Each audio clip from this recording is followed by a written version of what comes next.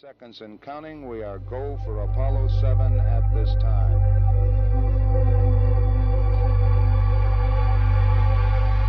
T-minus 50 seconds. The vehicle now pressurized, and the vehicle is go, as is the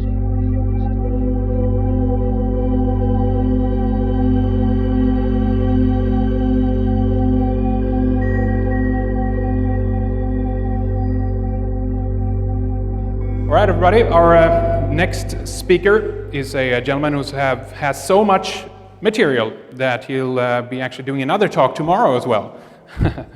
And he has a Bachelor's of Arts in Biblical Studies and Philosophy, a Master's of Arts in Historical and Theological Studies. He has a doctorate in Patristics from the University of Oxford.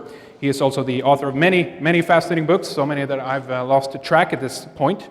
His focus in the field of alternative research, of course, history, archaeology, science, and a lot of other strange stuff as well.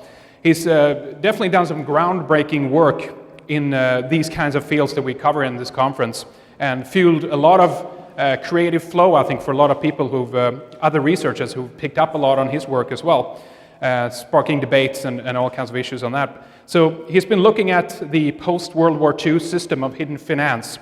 And after, basically countries were destroyed and looted, putting the focus on the American intelligence community and the international banksters as well.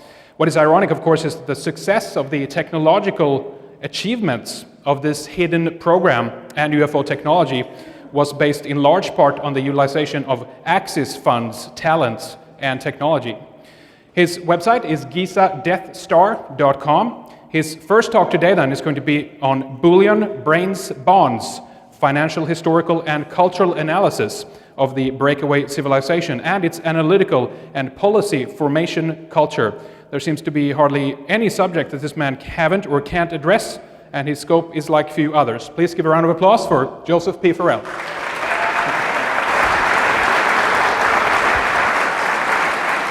Thank you. Can everybody hear me? Good, all right. So how are we going to pay for all this stuff? What I'm going to do is take you through kind of a review of a very complex, difficult case that I've been outlining in several books, and try to make clear my process of reasoning for saying the things I do. The books that, if you're not familiar with them, the SS Brotherhood of the Bells, Secrets of the Unified Field, the Nazi International, Saucers, Swastikas, and Psyops, Covert Wars and Breakaway Civilizations, Covert Wars and the Clash of Civilizations, and also an important book called Babylon's Banksters. I might have added another book called The Financial Vipers of Venice. Now what I'm going to do in this talk, I have another one tomorrow. I'm primarily concentrated on the strategic and financial aspects of this system of finance and what the the intelligence community was confronted with the UFO problem in the post-war world. There's 4 points to my talk, the 2- and 3-fold post-war strategic problem. We have 3 problems essentially that we're going to be talking about today: communism, UFOs, and Nazis, not necessarily in that order. The second problem is the mechanisms of secret finance. In other words, how are we going to pay for all the extraordinary technology that Mark and Mike outlined for you this morning, and a great job on both of them. What we're really going to be looking at is all of the Axis plunder. We tend to think of only the paperclip scientists as being a part of this project. But this is not true. We have to look also at what was done with all of that Axis loot that was captured by the Nazis and the Imperial Japanese as well during World War II. And we're going to be talking about some financial fraud on a very, very high order. And I'm assuming also that Secretary Fitz is going to be addressing some of these things in her talk tomorrow. And the final point there, point number 3, I'm going to be talking about the bearer bond scandals that emerged in the last decade. I think this is an important and overlooked part of the story because as far as I'm concerned, we're looking at indications of a hidden system of finance that runs in the trillions of dollars, and this would be the funding mechanism in part for some of the technologies that you saw this morning. And then finally, I'm going to sum it up with some general indications. I'm going to try and get through this and catch us up on time, so I'm going to go at breakneck speed, so bear with me. All right. Now, my thesis here, I'm going to be reading a lot to you because the devil is in the details. My thesis here is very simple. The post-World War II national security establishment was faced with a threefold strategic problem. The first was the post-war Axis elites. They didn't just die and go away quietly into the night. And there are indications of an ongoing independent research projects threatening the national security of the United States, and we'll get into that in this talk. The second is the communist Soviet bloc, obviously.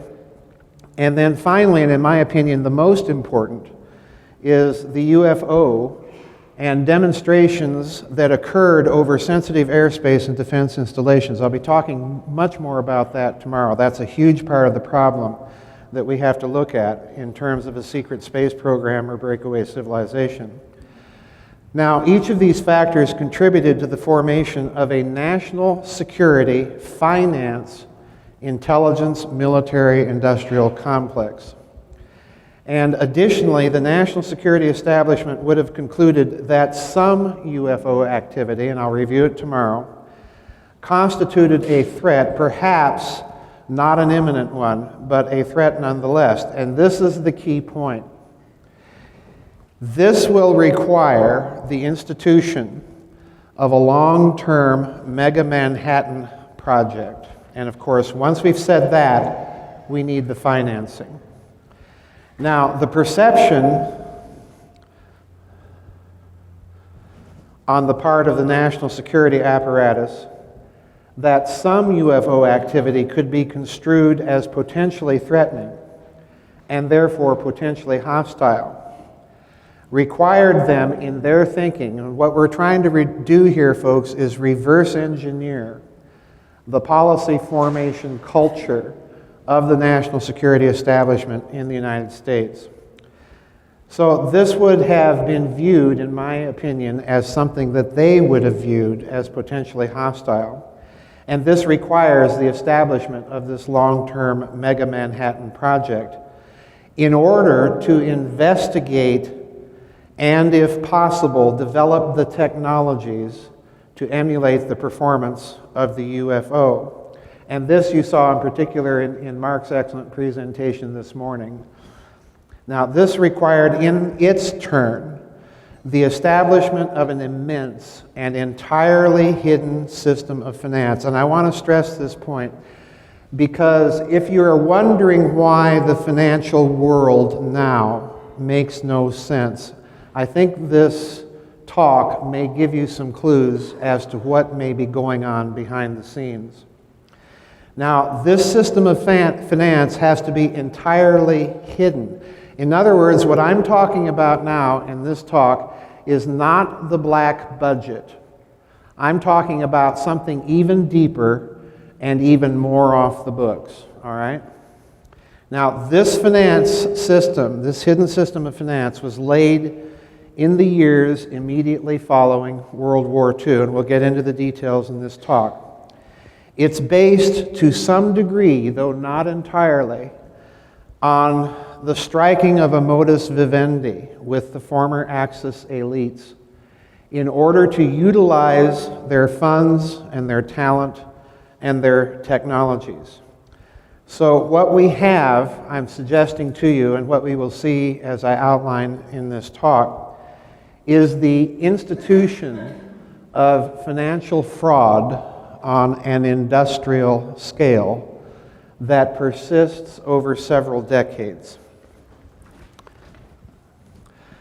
Now let's look first of all at the first strategic threat very briefly, the communists.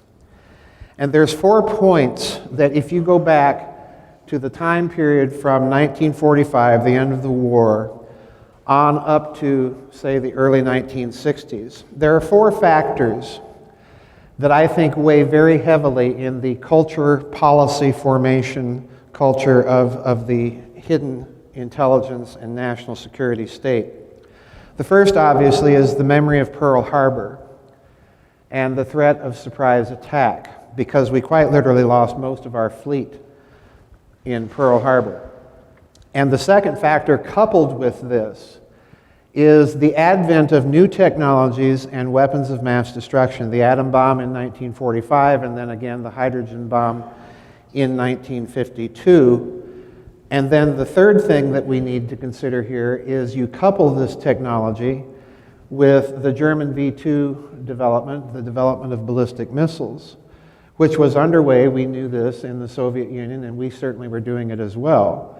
This meant that the threat of surprise attack was very real. It was a very real thing that they had to consider. And then the fourth factor, of course, in 1957, was the Russians launching Sputnik.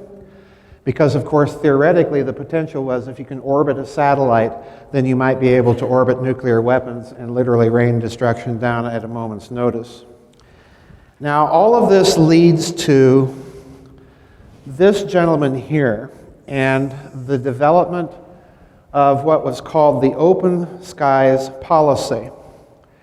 And the thinking was, this was a policy that we will see was developed and advocated by Nelson Rockefeller, who was a prominent advisor to President Eisenhower. They immediately concluded that we should have a policy whereby both sides could fly over each other's countries, monitor their activities, and make sure that neither side was subjected to a surprise attack. And this led to the development, of course, of the spy satellite. And all of this is coordinated by this man here, Richard M. Bissell, a very important man. If you don't know this man, get acquainted with him, because this man is in charge of all the covert operations of the CIA throughout the 50s, up to and including the U-2 flights and, of course, the Bay of Pigs. This is the gentleman that is, so to speak, the top of the brain trust coordinating all these activities. But this gentleman is also a close associate with Nelson Aldrich Rockefeller, who, as I said before, formulates the policy, and Bissell is the one who ultimately is behind the development of the spy satellite. Now, I want you to consider, if you're dealing with communists, UFOs, and possibly some independent group developing exotic technologies, you have to know where it's coming from and what they're up to. So you have to develop a crash program to create the technologies to monitor all of these types of developments. And it falls to Richard Bissell. Now, I want to read you this quotation from my book, Covert Wars and Clash of Civilizations, and I'm citing an excellent book on the development of spy satellite technology by Parker Temple, and that book is entitled Shades of Gray, National Security and the Evolution of Space Reconnaissance. And this is what I said in Covert Wars and Clash of Civilizations. By November 1954, President Eisenhower had made the spy satellite program official, and CIA Director Allen Dulles informed Bissell that he was to manage it. So stop and consider now. You have the man in charge of covert operations like the U-2 flights, in charge of covert operations like the Bay of Pigs, and now he's also in charge of technological development. So bear this in mind. There is a close association between the development of these secret space technologies and covert operations. The problem lay in financing such a crash program and keeping it entirely secret. And Bissell and Dulles decided that the money would come from the Contingency Reserve Fund, the usual funding source, here it comes, for covert activities. And Bissell drafted a memorandum to that effect for Eisenhower's approval. It was the use of streamlined procurement procedures, and here comes a key phrase, unvouchered funds, that had contributed to its success. Now let's go to one more interesting quotation, again from my book, Covert Wars and Clash of Civilizations. Now listen to this. As the Corona satellite was being developed, it quickly became clear that there was need for a backup camera system. This was developed by iTech, whose founders put up only a modest amount of money, while Lawrence S. Rockefeller and other Rockefeller family members furnished most of the funds required for the first few months of operations, unquote. So what do we have? Well, first of all, notice that you have now a direct corporate and finance and intelligence community interface at the very top or the very pinnacle of the American banking system. Secondly, you have the use of unvouchered funds, whatever those are, which implies the possibility, as yet, we haven't really argued that case fully yet, but it implies the possibility that we're now dealing with a hidden system of finance. And the third thing that we notice is that covert operations and covert black projects are being coordinated not only at an extremely high level, but by the same man. Now, let's go to the second component, the Nazis. This is such a crucial part of the story, I cannot emphasize it strongly enough. This gentleman here is General Major Reinhard Gehlen. He was the head during World War II of an organization that was called Fremde Heere Ost, which means Foreign Armies East. In other words, this German general was in charge of all of the military intelligence of Germany's Wehrmacht on the Eastern Front throughout all of World War II. And by Eastern Front, in intelligence terms, meant not only inside of the Soviet Union, but deeply inside the Soviet Union, and also Eastern Europe. Now this gentleman, as the war was winding down, approached the American general Siebert, and through Siebert was negotiating with Allen Dulles, who was the station chief of the OSS in Zurich, Switzerland. And what the negotiation was basically attempting to do was he was trying to maintain his military intelligence network and system entirely intact after the war, with him running it. Now listen to this. These are the terms of the agreement that were worked out with the leaders of American intelligence during World War II and put into place after World War II. And here I am quoting directly from General Gehlen's memoirs. Okay? Number one, a clandestine German intelligence organization was to be set up using existing potential. In other words, we're keeping the Nazi intelligence network in place to continue information gathering in the East just as we had been doing before. The basis for this was our common interest in a defense against communism. Number two, the German organization was to work for or under the Americans, but jointly with the Americans. Number three,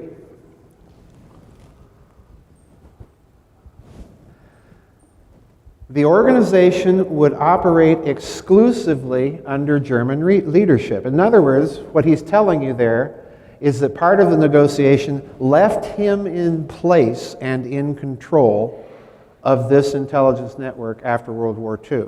And eventually this intelligence service is rolled into the West German Bundesnachrichtendienst to become its intelligence service, which remains their version of the Central Intelligence Agency to this day. So in other words, there is a direct connection between this wartime Nazi intelligence organization then and German intelligence now. This was the man that founded it. Would operate exclusively under German leadership, which would receive its directives and assignments from the Americans until a new government was established in Germany. Number 4. The organization was to be financed by the Americans with funds which were not to be part of the occupation costs, and in return, the organization would supply all of its intelligence reports to the Americans. Number 6. This is the one I loved. Listen carefully. This will, I think, I hope, show you exactly what's going on. Should the organization at any time find itself in a position where American and German interests diverged, it was accepted that the organization would consider the interests of Germany first, unquote. What a deal, huh?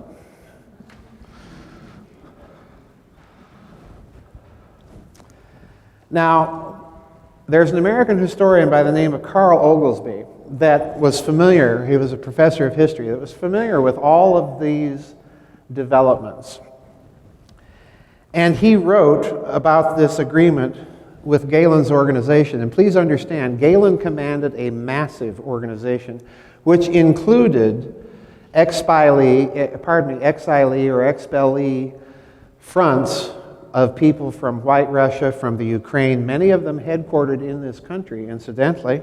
Think Dallas, Texas in the 1960s. This meant, according to Oglesby, that this agreement, quote, substantially preempted the CIA's civilian character before it was ever born. Thus, whatever the CIA was from the standpoint of law, it remained, from the standpoint of practical intelligence collection, a front for a house of Nazi spies, unquote. And this is true, because if you look at this next quotation at the bottom, there's a book out called by Christopher Simpson called Blowback. Subtitle is The First Full Account of America's Recruitment of Nazis and Its Disastrous Effect on Our Domestic and Foreign Policy.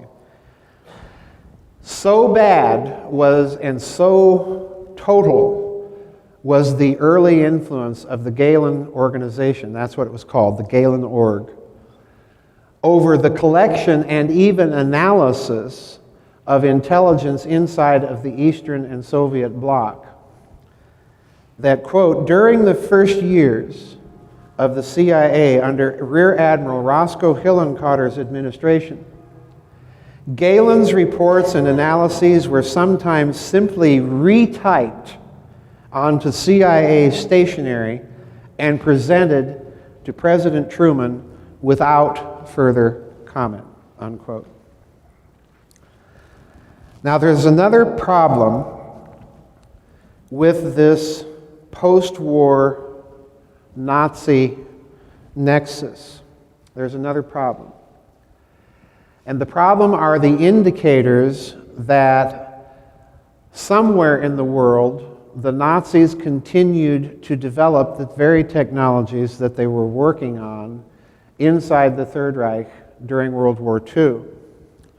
So this brings us to the next point on the talk. In the coming slides, I'm going to outline the Ronald Richter problem, as I like to call it. This is Dr. Richter over here.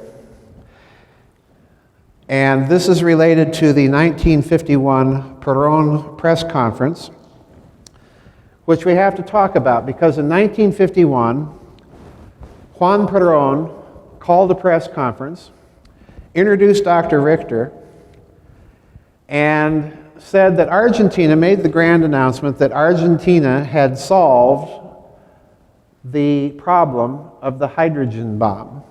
And we hadn't even exploded ours yet. That was a little over 8 or 9 months later in 1952. So in other words, Argentina is trying to steal our thermonuclear thunder, so to speak. And Dr. Richter was introduced by Perón at this press conference. And the reason I'm putting up our hydrogen bomb test, the Mike test, this is going to be one of the problems that we're going to be looking at not only today but tomorrow. So I want to kind of clue you in there about that. We're going to talk about the U.S. Air Force's secret inquiries and assessments of Richter, because this man is talking in 1951 about the kinds of physics that Mark McCandlish showed you this morning, okay? And we're going to get to him in just a few moments. Those statements that he made to the United States Air Force after being publicly denounced in the world press as being a fraud and a mountebank and a swindler and a con artist, after that happens, and after the Mike hydrogen bomb test in 1952, the U.S. Air Force sent secretly people to interview Dr. Richter and exactly what he was doing, find out exactly what he was doing. Now, when you read these statements, as we're going to see in a few seconds, what Richter is talking about is cold fusion, okay? So let's go to the U.S. Air Force and what they said in their report about their interviews with Dr. Richter. Listen carefully. The program outlined by Dr. Richter is theoretically possible. The questions to be solved concerning the materials and methods needed to achieve the results possible by his scheme far exceed the capability of present limitations.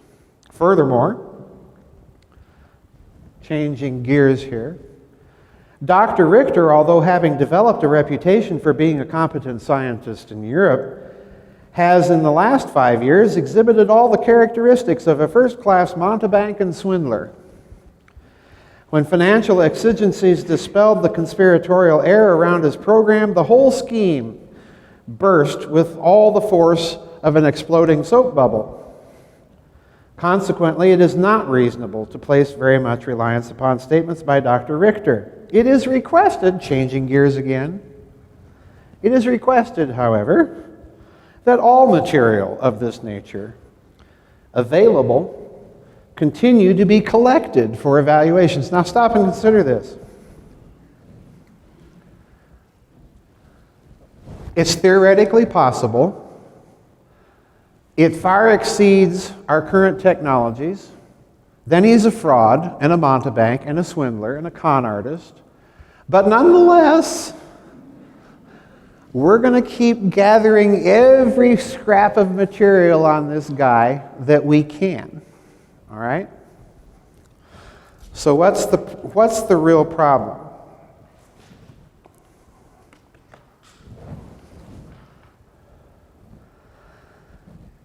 Listen to what Dr. Richter himself told the Air Force. This is actually from his declassified files from the National Archives. And I reproduced this in the book Nazi International, if you're wondering which book it's in. This is Richter explaining his fraudulent mountebank theory to the U.S. Air Force, which said he's a fraud and a mountebank, but yet he's talking about things theoretically possible. And in one scientist's investigation in the file, he said that Dr. Richter is some sort of mad genius working in the 1970s. So one American scientist is saying, oh yeah, this guy is absolutely correct. He's just working way so far ahead of us that this is why he appears to be a fraud and a mountebank. Now listen to what Richter says. We assume that highly compressed electron gas, that's a plasma, folks, becomes a detector for energy exchange with what we call, Mark McCandlish, you're going to love this, 0-point energy. On the basis of exchange coupling, it seems possible to extract a compression proportional amount of 0-point energy by means of a magnetic field controlled exchange fluctuation between the compressed electron gas and a sort of cell structure in space representing what we call a zero-point energy. So in other words, Richter is talking about a relationship between fusion, what goes on in the sun, and a lattice structure in space. Now, over 5 decades later, and by the way, he was claiming to do all of this. He was claiming to get fusion reactions and a coupling to the zero-point energy at far lower temperatures than the sun or hydrogen bombs. So in other words, this is what caused him to be denounced as a fraud and a mountebank. He was talking 3 decades ahead of Pons and Fleischmann about cold fusion, and he's explaining it in terms of an interaction between plasmas under compression within magnetic stress. Think of the sun again, folks. And what does the sun cause besides a lot of heat and electromagnetic energy? It's the gravity well that holds the solar system together. So in other words, Richter's also telling you, he's also implying, find a technology to duplicate this by means of plasma compression and electromagnetic stress, and this will couple to the zero-point energy, and it will allow you to have anti-gravity. Okay? Now, over 3 decades later, the idea of a lattice interaction with the zero-point energy is now the theory that scientists are beginning to look at seriously as the theory that explains cold fusion. And it's called lattice-assisted nuclear reaction. Lattices, cell structure, same thing. Now, we're racing through here, folks. The third problem that the national security establishment has to look at, besides all of these Nazis down there in Argentina doing very strange things for Juan Perón, and besides the communist bloc, is we have a UFO problem, okay? And I'm going to try and highlight what I think are 3, not the only, but at least 3 of the major contributory factors that if we're going to reverse engineer the policy formation culture of the national security establishment that we have to look at. The first is obviously 1947. There's a huge UFO flap in the year 1947. I believe Richard Dolan at one point when we talked recently said that there were something like hundreds of them all over the world.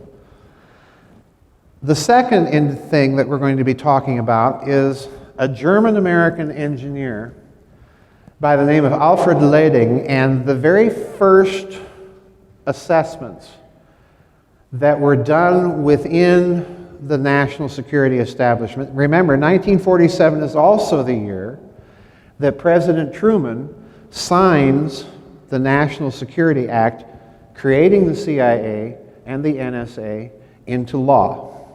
And as we're going to see a little later on, 1947 is a crucial year financially. All right?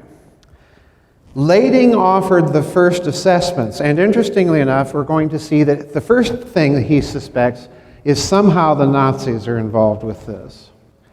But later on, Alfred Leding also offers, for very deliberate, very specific, very clear reasons, another hypothesis, not in opposition to the first one, but rather as a supplement to it. And that is, he thinks that some of it may be coming from off-world simply because we don't have the production capacity to produce all of these UFOs seen all over the world, oftentimes in the same time frame.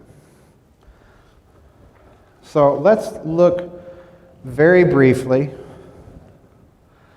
at 1947 And one of the reasons of why, possibly, Lading was first thinking in terms of Nazis.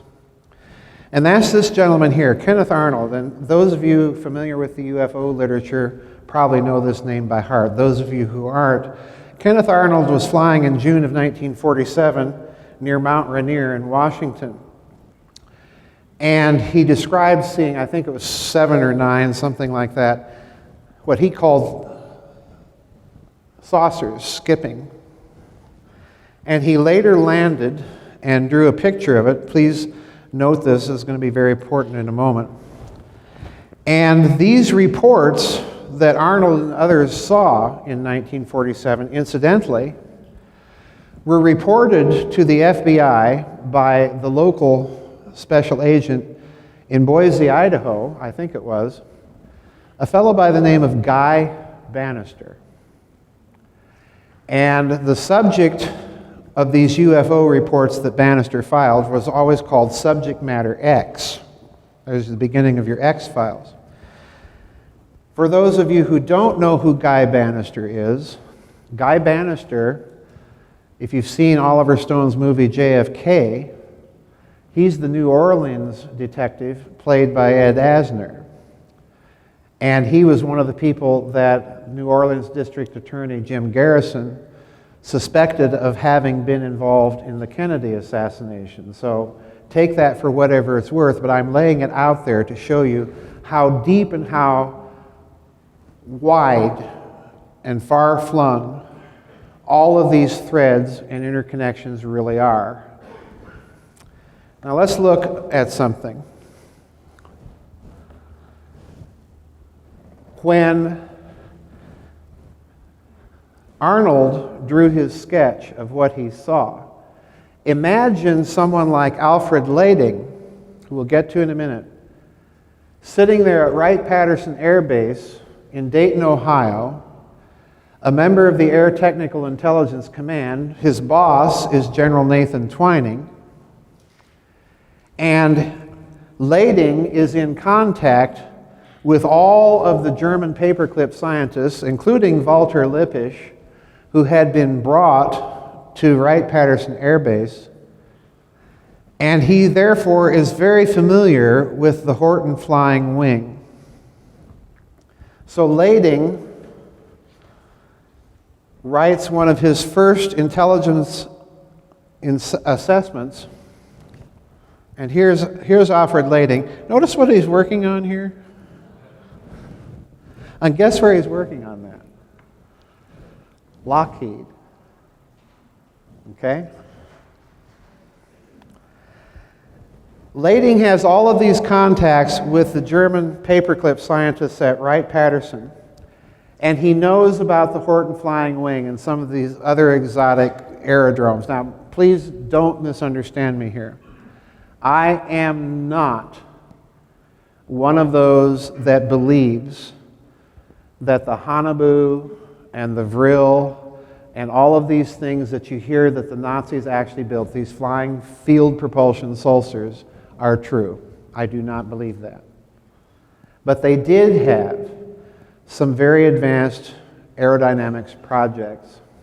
And one of them, of course, was the Horton Flying Wing.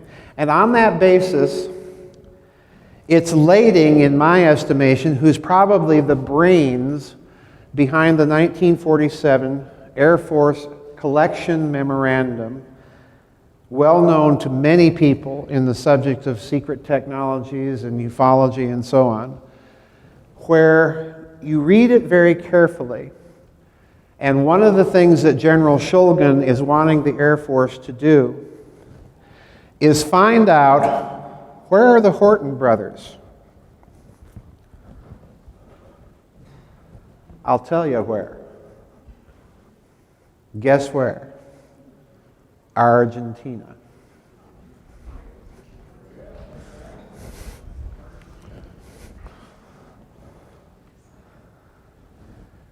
Now the fact, as I state up here on the slide, the fact that the U.S. Air Force is inquiring about the Horton brothers' whereabouts indicates, number one, that it suspects that there's some sort of connection between Nazi technology and the UFO problem.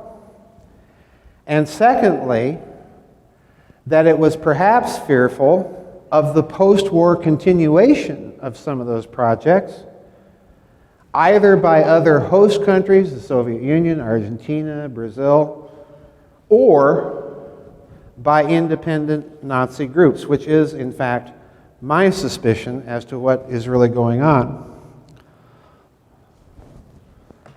So, in addition to this, and I'm reading now from Covert Wars and Clash of Civilizations.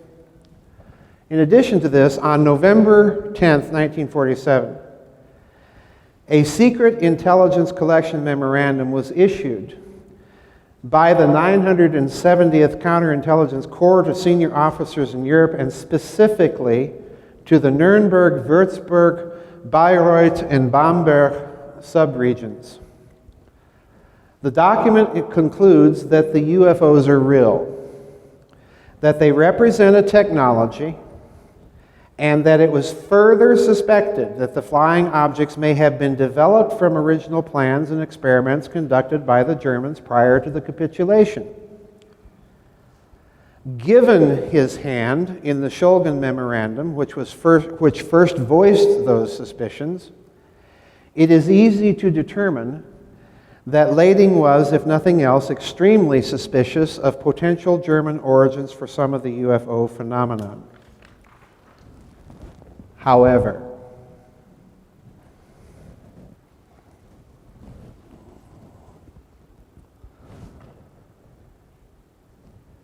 his contact with the Nazi scientists at Wright-Patterson, in my opinion,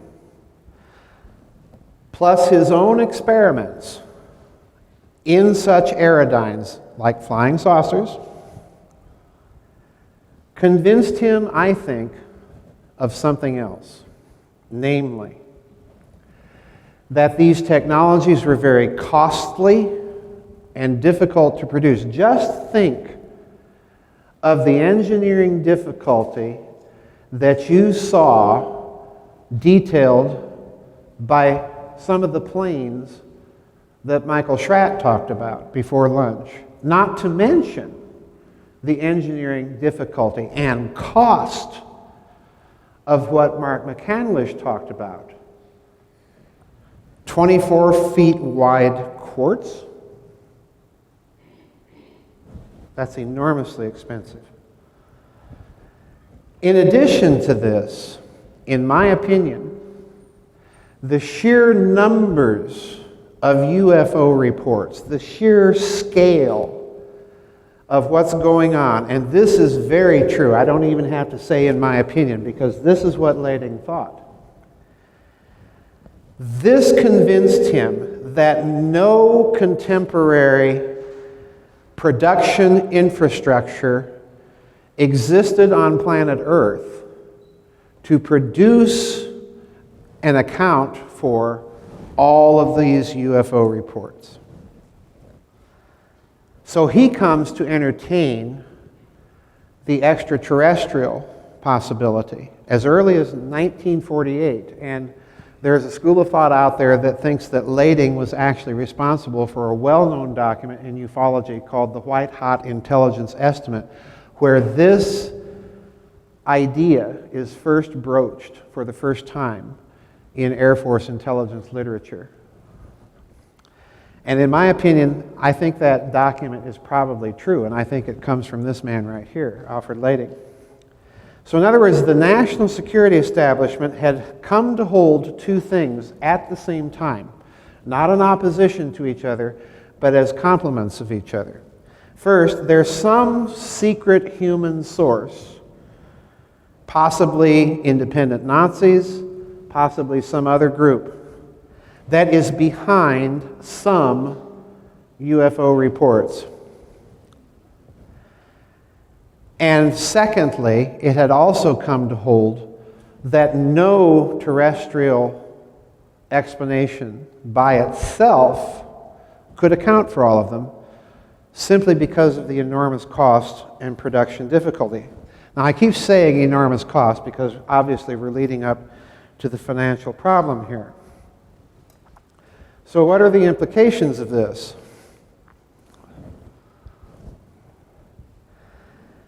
This means the United States national security, military, industrial finance complex is confronted by a triple threat: communists, Nazis, UFOs.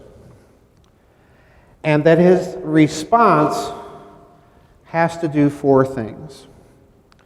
First of all, it has to develop technologies that can do triple duty, dealing with all three potential threats, not the least of which is finding out, if possible, where they're coming from and what they're doing. Secondly, since the UFO represented the greatest long-term potential, not imminent, potential threat, a long-term program had to be put into place to emulate its technological performance.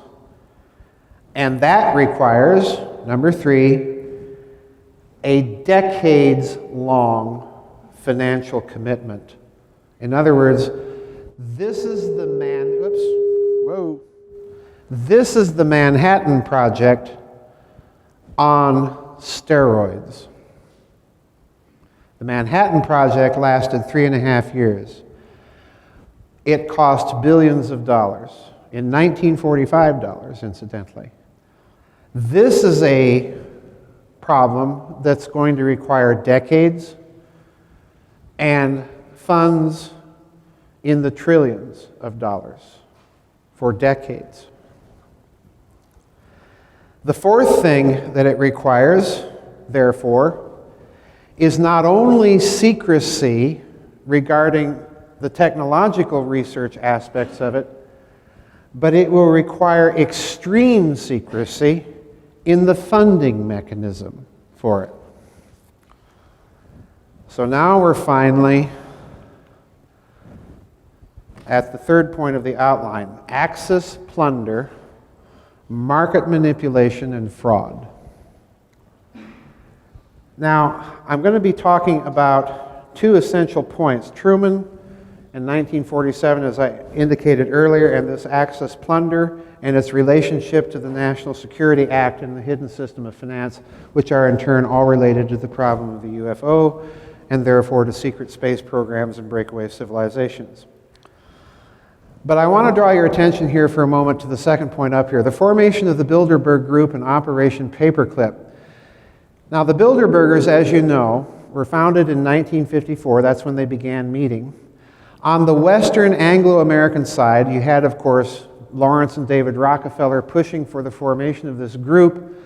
You had, of course, the involvement of the Rothschilds in Great Britain. But on the European side, who do you have? Well, you have Prince Bernhard of the Netherlands. Now, Prince Bernhard is a minor German nobleman, but here's the curveball.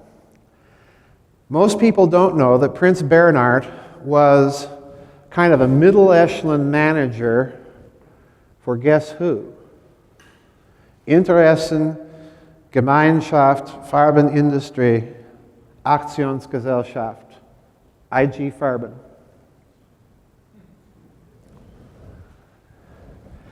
And one of the chief attendees at those early Bilderberg meetings was one Dr. Hermann Josef Abs, at that time CEO of Deutsche Bank. During the war, Dr. Abs was the head of a small handling bank in Berlin. I can never remember the name of it. But this handling bank that he was the head of was the bank that handled all public accounts of the Reich government. In other words, that's the man signing Adolf Hitler's paycheck as Reichskanzler. Okay? That's the guy. So in other words, it looks to me like what the Bilderberg Group is it's the financial aspect of Operation Paperclip. It is, in other words, the coordinating body that's going to move all of this Axis plunder into the Western system of finance, be kept all off the books, And some of it diverted into covert operations, some of it diverted into black projects, and then some of it funneled back to Europe in the form of American aid. And I like to kid a lot about this observation. But behind both of these men on the European side, there's a fellow by the name, in my opinion, I think he survived the bunker, by the name of Martin Bormann. And when you're making deals with Martin Bormann, you're dealing with Dick Cheney without the warmth and charm.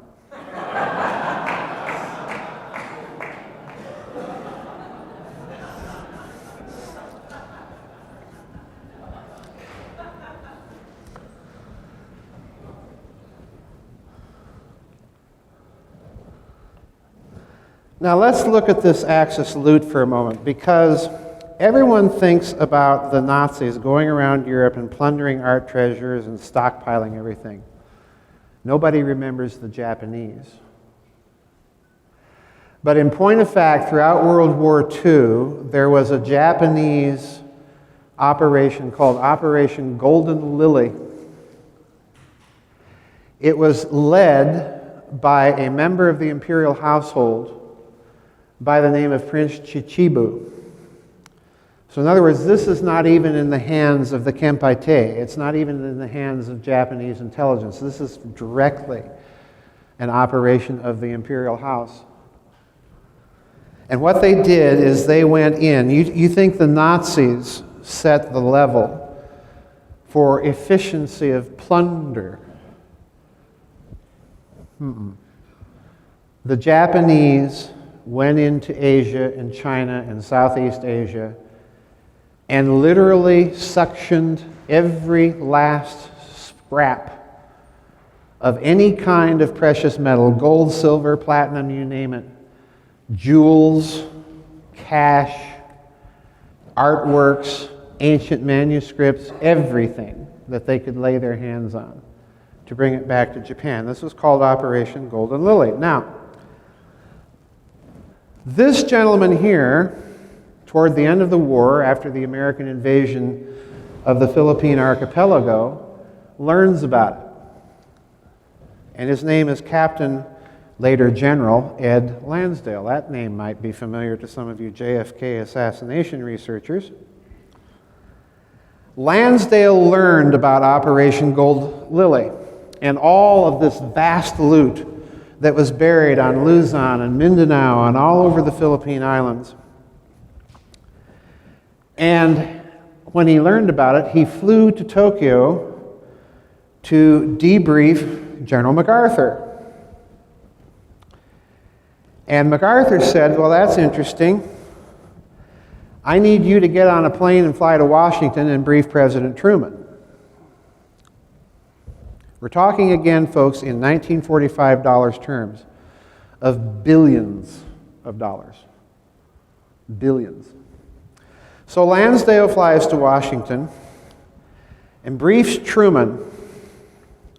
Now please note right at the bottom here, this is the beginning in 1947, not only of a black budget, but please understand me now, something completely separate and totally hidden. Truman, on learning of it, discusses it with his cabinet and, quote, decided to proceed with the recovery, but to keep it a state secret, unquote. Now, folks, at that moment, President Truman put the American intelligence apparatus in the banking business. At that moment.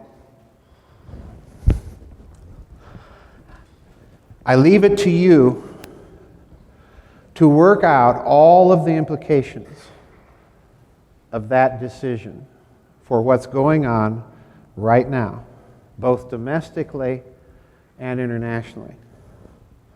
Now, that bit of information, incidentally, if you don't know this work, it's a wonderful book discussing Operation Golden Lily called Gold Warriors. It's by Sterling and Peggy Seagrave.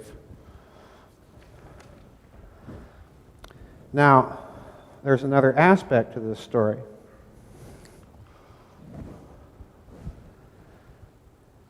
This is what the Seagraves themselves state in Gold Warriors on page 3 a little later on.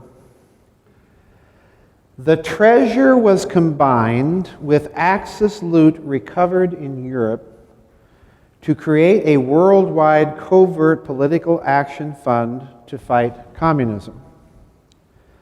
This black gold gave the Truman administration access to virtually limitless unvouchered funds for covert operations. But I believe it goes beyond mere covert operations because, as I put it down here at the bottom of the slide, the sheer scale, when you combine that Japanese loot and that Nazi loot, suggests to me, given the threefold strategic problem that we're facing, that much more than communism or covert operations against it, or even post-war Nazis or whoever else, but that the UFO was a long-term problem requiring that technological emulation. And if you're setting up a system of hidden finance, go back to what I said previously about Richard Bissell and the Rockefellers contributing their own personal private family funds to the development of the backup camera system for the early Corona satellites. Oh, we'll donate you the money. You don't have to tap the taxpayer.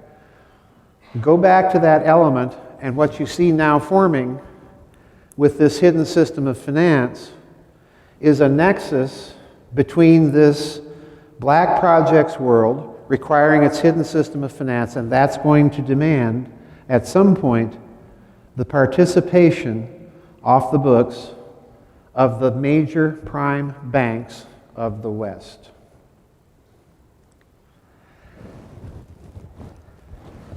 It in turn implies something else. Since you're keeping all of that Japanese gold secret, it means that any amount or estimate of the amounts of gold that you see in the world today are probably badly obfuscated, and perhaps off as much as an order of magnitude. And that implies yet something else. Because if you're keeping this as a hidden system of finance, what you see you can do is you can take all that gold and all that silver and all those gems and all those bonds and all that liquid cash, move it into those participating prime banks, and keep it all off the books. That's your secret reserve. And you can rehypothecate that reserve over, because you see it's secret, over and over and over and over. In other words, what I'm telling you is exactly what Richard Dolan has said in his books. The UFO is not only the principal problem of post-war historiography, it's the principal hidden problem in finance.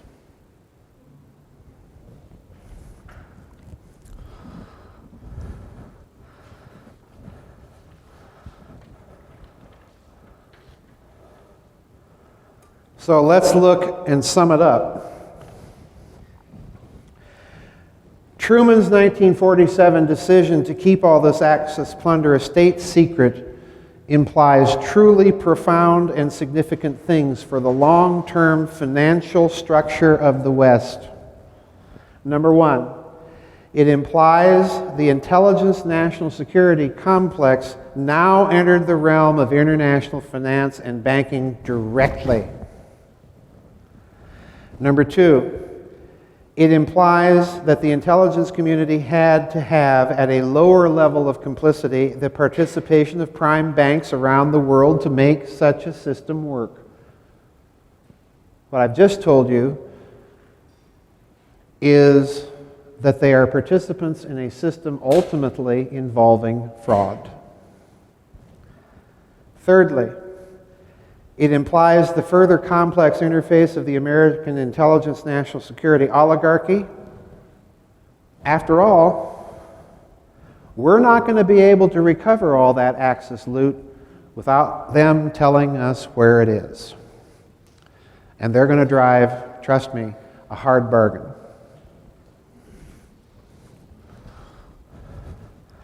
So it requires the interface not only with their scientists, but with their managers, with their technical people, and as we saw with Galen, with who?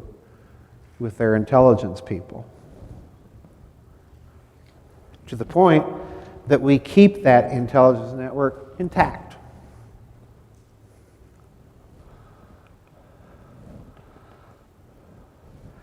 The fourth thing it implies is the creation of a vast secret mechanism of finance, totally unaccountable to the public and their institutions of government, and increasing the dominant financial concern of the American federal government. Fifthly, it implies the creation of a vast secret mechanism of finance capable of the manipulation of markets, for example, the bullion markets. And finally, points 6 and 7. It rationalizes almost perfectly why there is such widespread numerical discrepancies in the various estimates of the amounts of various types of bullion actually in existence, allowing you to manipulate those markets. And 7, it rationalizes a hidden reason for the formation of the Bilderberg Group between the Rockefeller interests representing the new financial intelligence complex and Prince Bernhard, former manager of IG Farben Industry, and the consistent presence of Dr. Hermann Josef Ops, CEO of Deutsche Bank, at an early stage of the Bilderberg meetings, which becomes the mechanism for coordinating the movement of European Axis plunder directly and secretly into Western banks. So, let's go to Japan by way of Nazi Germany. Shortly after the war started, this isn't on the slide, shortly after the war started, Obergruppenführer Reinhard Heydrich,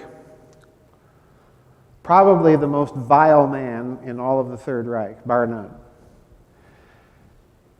issued a top secret memorandum that the SS was going to begin, and please note my words carefully because I'm citing the English translation of this German document, was going to begin the unauthorized industrial scale production of English pound sterling notes, unquote.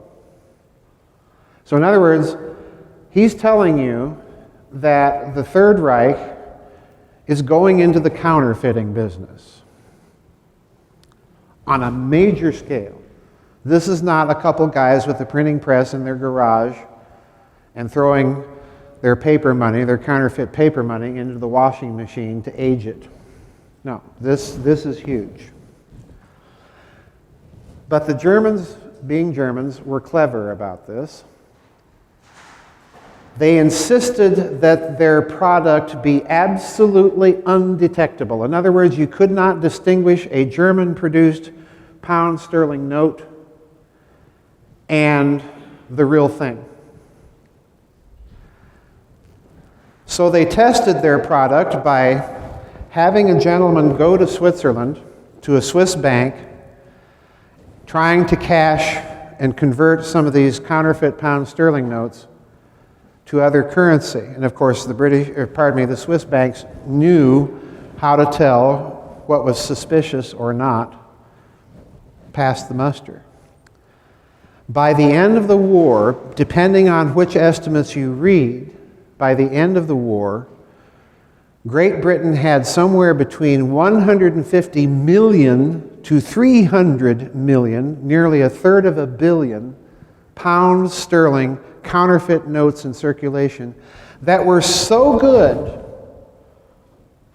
that the Bank of England had to recall that whole series of designs of pound sterling, redesign their currency, and issue new currency. And they had to honor the counterfeit notes. That's how good it was. And the Germans also figured out, hey, a fellow in Germany by the name of Friedrich von Schwendt figured out that you could use this system not only as a system of economic warfare against the United Kingdom, but hey, this is a wonderful source for funding our covert ops and our secret research. Isn't that handy? So now let's look at Prime Minister Tanaka in Japan. Of course, you all know that Japan, since the end of World War II, has been basically a satrapy of the United States. Now, Prime Minister Tanaka was faced with Japanese bonds that were coming to maturity, and he didn't have the money in the finance ministry, so what he decided to do is he's going to issue new bonds to the bondholders. I'll swap the paper. And these are very clever bonds. Pay attention to this one. If you don't think governments indulge in fraud on a massive scale in their own securities, this is essential to my argument. At the time, this is the world's second largest economy. So this again is from Covert Wars, Breakaway Civilizations. I'm citing Sterling and Peggy Seagrave, Gold Warriors, pages 127 and 128. I've got to read this to you. Not only were these IOUs, these new bonds, they're called 57 bonds, for astronomical sums of money, but physically, the 57s were unlike, pay attention here, folks, unlike anything previously issued by the government of Japan. They were not offered to the public at large, nor were they to be traded on the international bond market like normal government bonds. So only the holders actually saw them. The magic of this scheme is that by their very difference, it was possible for the finance minister later to declare all 57s were forgeries. Only certain ones were selectively and very secretly renegotiated, here it comes, at a discount. Those who paid for their original government bonds and were then forced to exchange them for 57s were thus swindled twice. So in other words, they're even robbing from the super rich. These bonds were for astronomical sums of money. They were sold on a market that was completely separate and hidden from the normal bond market. So look what that implies. Let's summarize it here. They're issued for astronomical sums of money. They're issued with peculiarities and other flaws, allowing them to be subsequently denounced as forgeries and counterfeits by the very government that issued them. They're, number three, not sold in any public bond market offering, thus implying that they're sold on a completely hidden and secret bond market.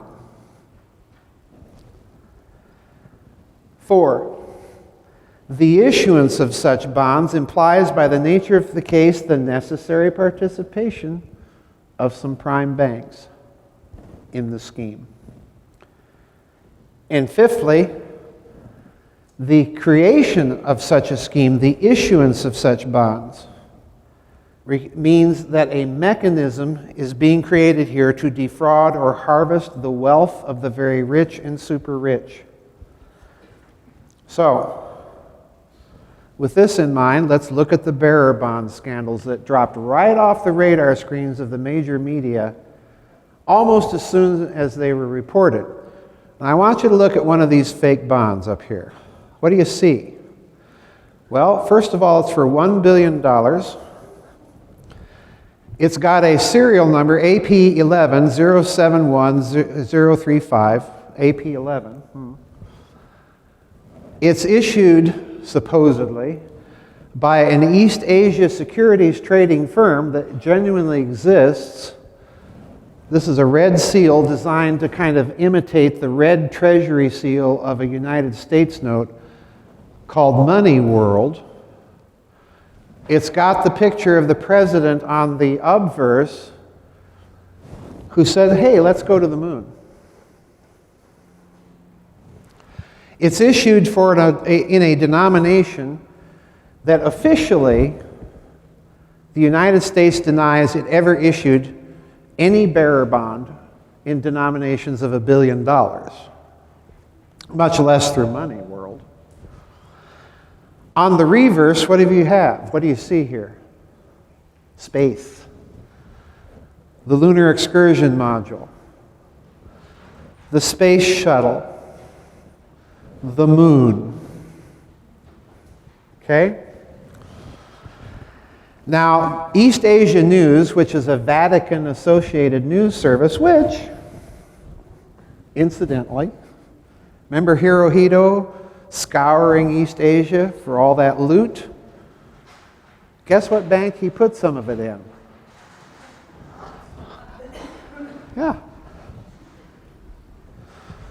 East Asia News, which has a Vatican connection, reported on the Italian bearer bond scandal that occurred in Italy in 2009 near Chiasso, where they recovered $134.5 billion of counterfeit bonds. The story wouldn't go away, and 2 weeks later, President Obama, at a news conference, had to state, well, these were all counterfeit. Oh, but incidentally, what he didn't say was that this was exactly the amount of money in the Troubled Asset Relief Fund.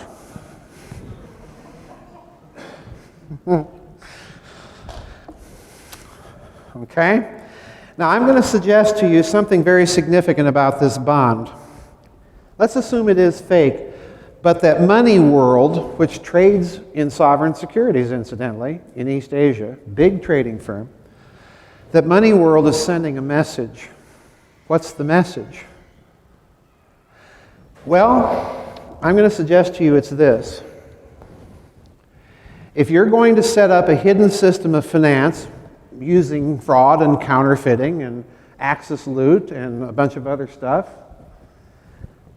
one of the things you might do to get the participation of prime banks is to collateralize whatever is found out in space. Kind of nifty, huh? It's kind of like Venice. Kind of like Venice. We want to send some ships to the east and get some spices, trade some things. We need a loan. And the banks on the Rialto say, sure, give us a certain share of the profits of whatever it is you bring back.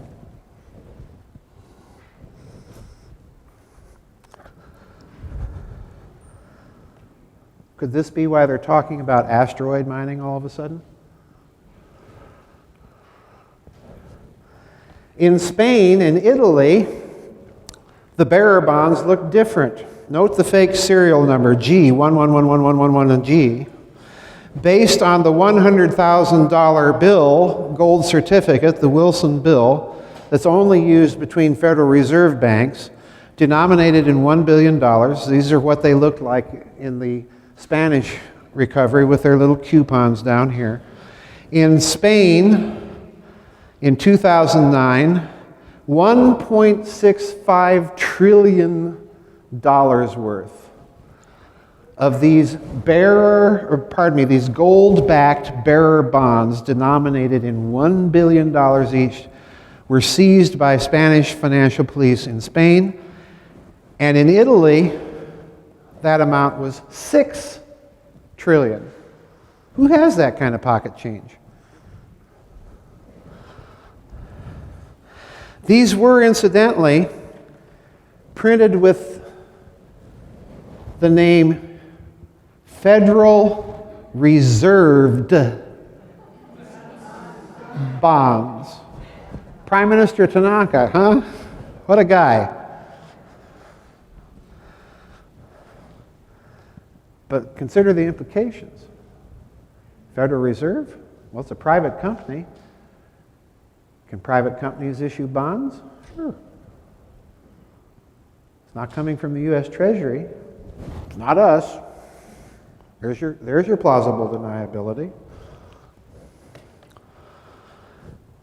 In both cases, on the left, these fake bonds were found in strong boxes.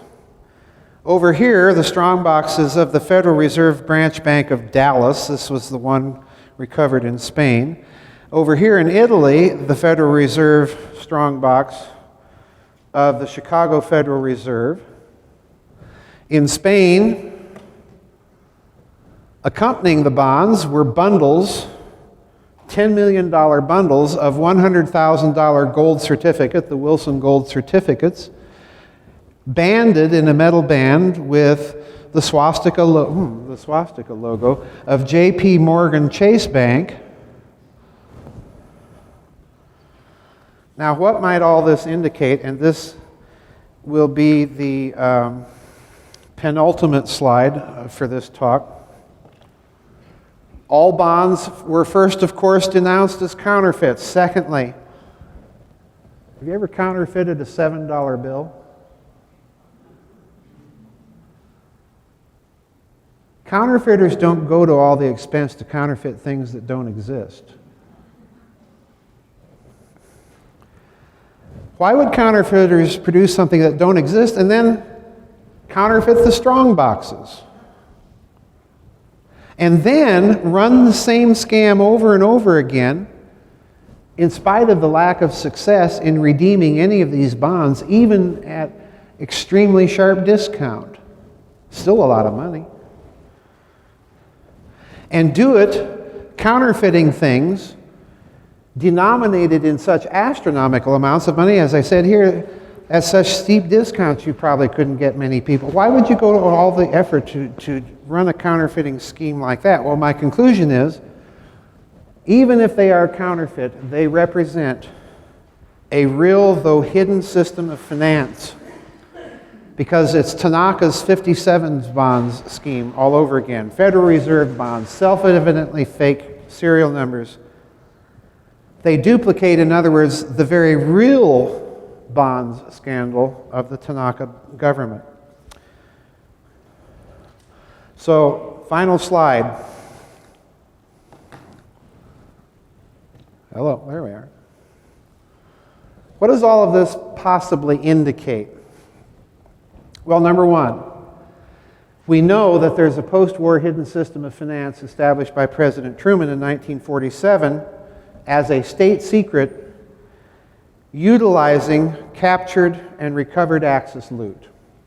Number two, this hidden system of finance puts the intelligence sector into international banking directly. Number three, by the nature of the case, this hidden system requires the collusion of certain prime banks in the scheme and the participation of the former Axis elites to coordinate all of this. Interesting, we left the imperial family in power in Japan. Fourthly, the vast sums of money represented by the bearer bond scandals in the trillions of dollars far exceeds any funding requirements for merely covert operations in the post-war period. Given the nature of that threefold strategic threat confronting the post-war national security establishment, almost said Nazi, Freudian slip there, folks, and given that the unvouchered funds were used to develop the earliest space technologies in the form of the spy satellite, every indication leads me to conclude that most of this hidden system was probably for the express purpose of funding a long-term secret technological development designed to emulate UFO performance. And you saw that with Michael Schratt and Mark McCandlish's presentations this morning.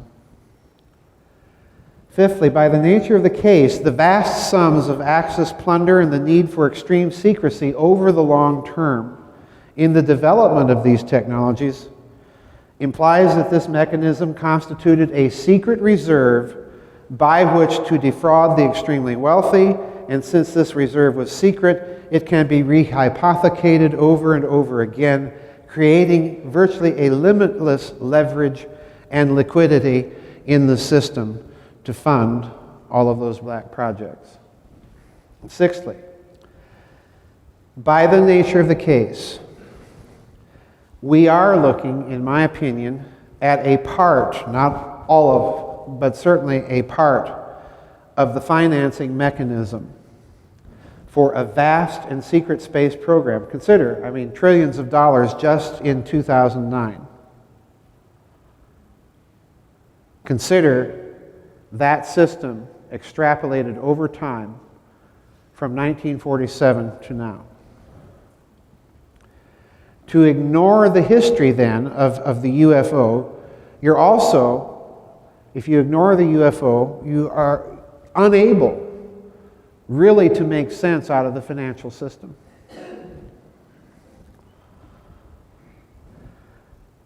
This mechanism is put into place to deal with it. And therefore, to ignore it, to borrow the phrase and insight of Secretary Fitz, this constitutes a gaping material omission, not only in the historiography of the period, but in the understanding of the nature of the current financial system. And that's it.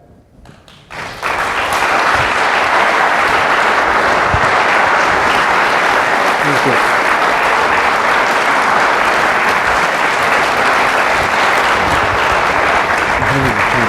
Good stuff. Huh? Good stuff. Thank you.